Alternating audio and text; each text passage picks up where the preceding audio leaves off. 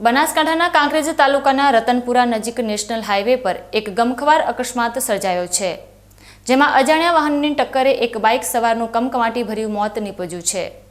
આ અકસ્માત એટલો ભયાનક હતો કે બાઇક પર સવાર અન્ય એક યુવકને પણ ગંભીર ઈજાઓ પહોંચતા તેને તાત્કાલિક સારવાર અર્થે ખસેડવામાં આવ્યો છે। રતનપુરા પાટિયા પાસે પૂર ઝડપે આવી રહેલા એક અજાણ્યા વાહને બાઇકને જોરદાર ટક્કર મારી હતી અને ચાલક વાહન લઈને ઘટના સ્થળેથી ફરાર થઈ ગયો હતો। અકસ્માતને પગલે હાઈવે પર લોકોના ટોળે ટોળા ઉમટી પડ્યા હતા અને વાહન વ્યવહાર ખોરવાયો હતો। ઘટનાની જાણ થતાં જ સિહોરી પોલીસનો કાફલો તાત્કાલિક સ્થળ પર દોડી આવ્યો હતો અને મૃતદેહને પીએમ અર્થે સિહોરી રેફરલ હોસ્પિટલ ખાતે ખસેડવાની તજવીજ હાથ ધરી હતી। હાલ પોલીસે ફરાર વાહન ચાલક વિરુદ્ધ ગુનો નોંધી તેને ઝડપી પાડવા માટેના ચક્રો ગતિમાન કર્યા છે।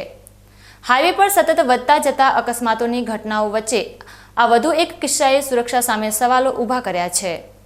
અજાણ્યા વાહન ચાલકની બેદરકારીને કારણે એક પરિવારે પોતાનો પુત્ર ગુમાવ્યો છે, ત્યારે પોલીસ આ મામલે સીસીટીવી ફૂટેજ અને અન્ય પુરાવાઓને આધારે તપાસ તેજ બનાવી છે।